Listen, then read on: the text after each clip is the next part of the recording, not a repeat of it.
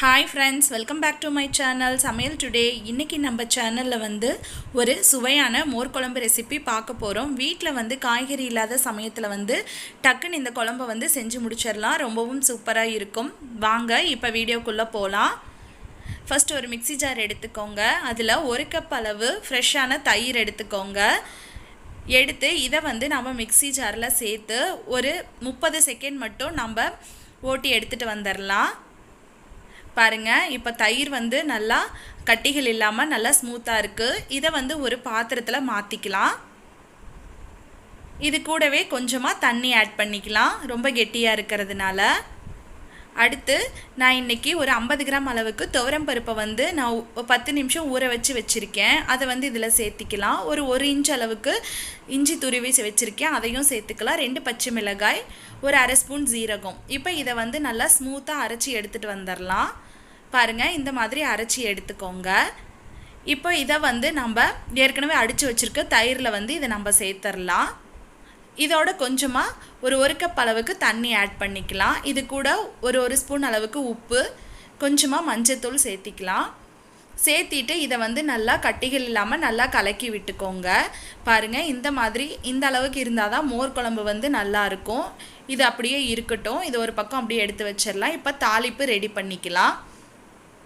ஒரு கடாயில வந்து தேங்காய் எண்ணெய் ஒரு 2 ஸ்பூன் அளவுக்கு ஊத்திக்கோங்க. இந்த மோர் குழம்புக்கு தேங்காய் எண்ணெய் தான் நீங்க ஊத்தி செய்யணும். ஒரு 1/4 ஸ்பூன் அளவு ஜீரகம், 1/4 ஸ்பூன் அளவு வெந்தயம், கொஞ்சமா கடுகு உளுந்தம் பருப்பு இதெல்லாம் சேர்த்திக்கோங்க. கடுகு நல்லா பொரிஞ்சதும் கொஞ்சமா சின்ன வெங்காயம் சேர்த்திக்கோங்க.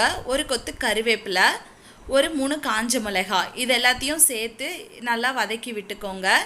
வெங்காயம் எல்லாம் நல்லா வதங்கினதுக்கு அப்புறமா நாம வந்து ஏற்கனவே கலந்து வச்சிருக்க அந்த மோர் குழம்பு கலவையை வந்து இதுல சேர்த்தறலாம். இது வந்து ரொம்ப கொதிக்கணும்னு அவசியம் இல்லைங்க. ஒரு 2-3 நிமிஷத்துலயே வந்து நமக்கு கொதி வரும். கொதி வரும்போது நம்ம ஆஃப் பண்ணிடலாம். சட்டுன்னு காய்கறி இல்லைன்னா என்ன பண்றதுன்னு தெரியாம இருக்கும்போது இந்த மாதிரி நீங்க செஞ்சு சாப்பிட்டீங்கன்னா ரொம்ப டேஸ்டாவும் ஈஸியாவும் சீக்கிரம் வேலை முடியும்.